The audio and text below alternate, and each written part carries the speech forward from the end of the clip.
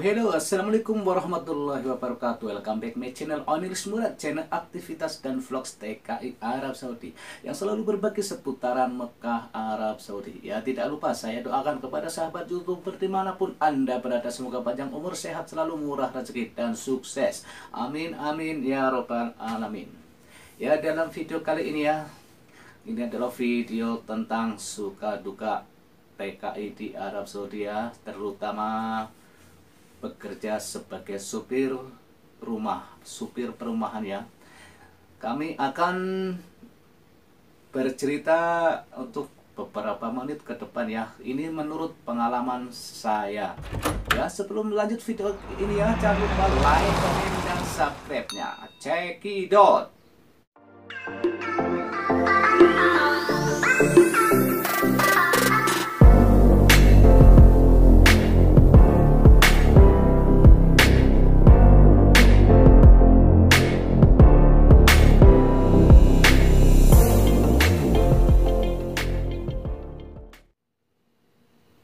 Ya sahabat YouTube, dengan mengawali cerita saya ini dengan mengucapkan Bismillahirrahmanirrahim. Semoga video ini bermanfaat ya, sebagai pengalaman.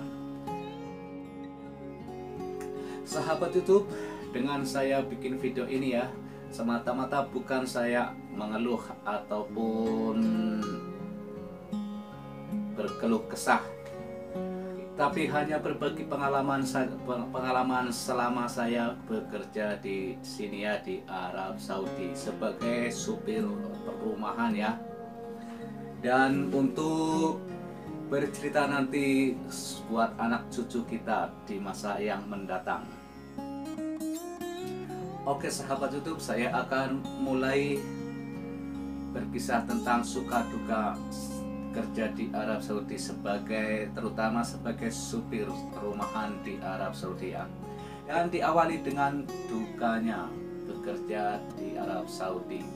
Ini menurut versi pengalaman saya, karena nasib dan rezeki orang itu masing-masing ya. Ada yang nasibnya baik, ada yang nasibnya kurang baik. Dan ini adalah duka kerja di Arab Saudi. Dukanya kerja di Arab Saudi sebagai supir pribadi, supir perumahan, ialah sebagai berikut. Selama 9 tahun kerja di Arab Saudi, ya memang beruntung sedikit kurang beruntung ya, mendapatkan majikan ya begitulah, karena kerja ikut sama orang dan di negara yang jauh dari keluarga ya, otomatis otomatis menahan rindu. Apalagi saat pertama menginjakan kaki di sini ya, di Arab Saudi, untuk beberapa bulan itu, karena harus beradaptasi dan faktor bahasa yang berbeda ya. Faktor bahasa yang berbeda dan cuaca juga berbeda, karena di sini cuaca sangat panas dan sangat ekstrim panasnya ya. Singkat cerita, karena saat itu belum bisa berbahasa Arab, kalau di sini kan bahasanya bahasa Arab, jadi selalu salah tangkap kalau berdialog dengan majikannya. Kalau majikan bicaranya yang ini, kita nangkapnya yang lain, dan akhirnya sering kena marah dan sering dibentak-bentak ya. Waktu itu belum bisa bahasa Arab dan tidak mengetahui sama sekali saat itu ya. Dan pada saat itulah rasanya ingin sekali pulang ke Indonesia ya, karena merasa tidak betah dan terasa asing.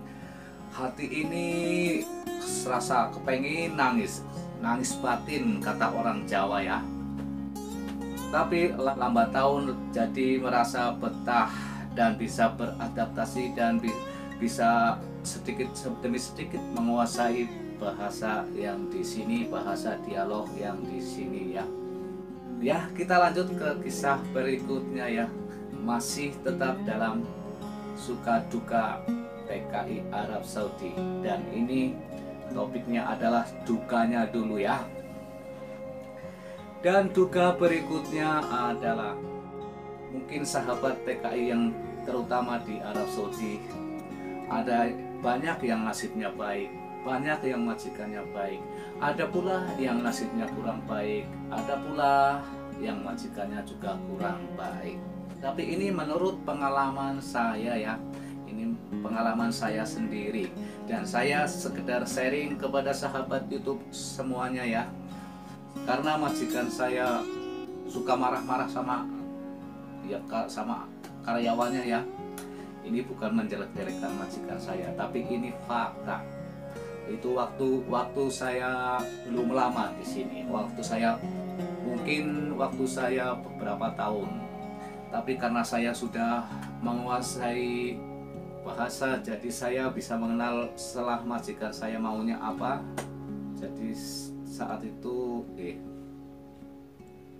dan sudah jarang marah-marah ya.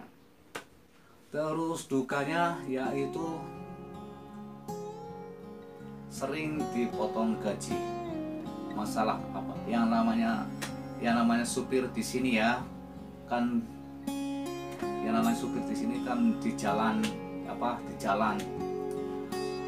apalagi peraturan sekarang di tempat mana-mana banyak kamera, di tempat parkir lah ada kamera, kecepatan jalan kamera, pakai sabuk kamera, apalagi parkirnya salah sedikit kamera. Otomatis kalau kena kamera itu kena denda dari pemerintah. Dan disitulah masalahnya ya. Misalkan dari segi yang kecil saja, misalkan kalau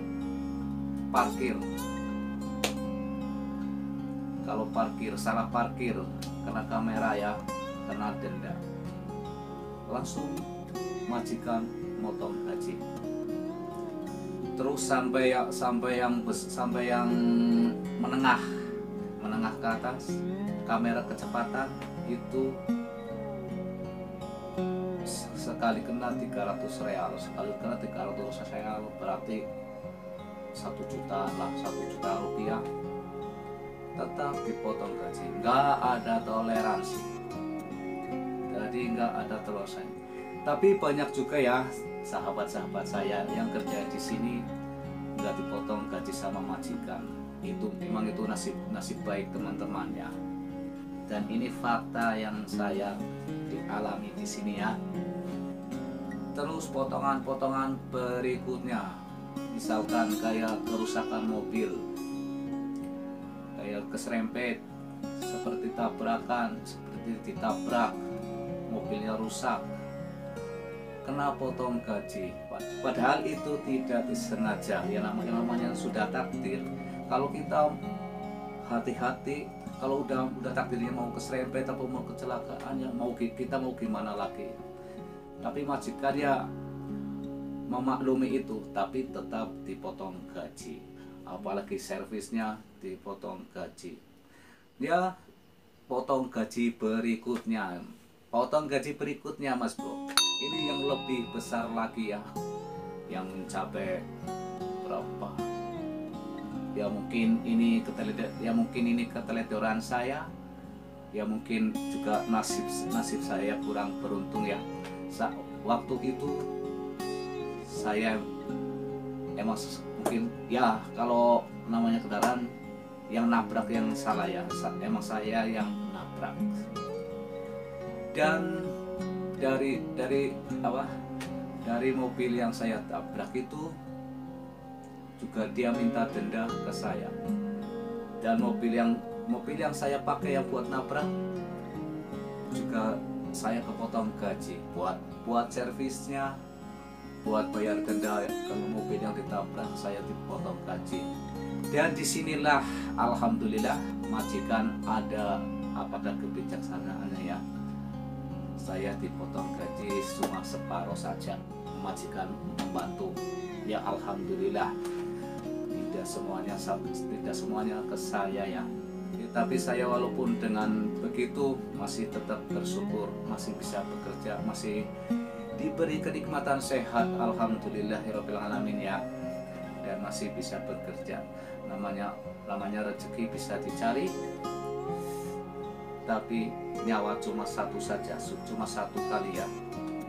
Ya alhamdulillah masih diberi kesehatan, masih bisa usaha, masih bisa mencari nafkah demi mencapai cita-cita membahagiakan istri dan keluarga di Indonesia. Ya mungkin untuk sukanya ya, saya akan berbagi di video berikutnya ya. Dan semoga saja video ini menjadi penyemangat saya dan penyemangat sahabat YouTube semuanya, terutama yang bekerja di Arab Saudi, supaya berhati-hati dan fokuslah bekerja, jangan mikir yang kemana-mana. Dan semoga saja bermanfaat untuk sahabat YouTuber dimanapun Anda berada, menjadi sebagai pengalaman kerja di luar negeri. Ya cukup sekian kisah saya ya. Wabillahi taufiq wal hidayah. Wassalamualaikum warahmatullahi wabarakatuh.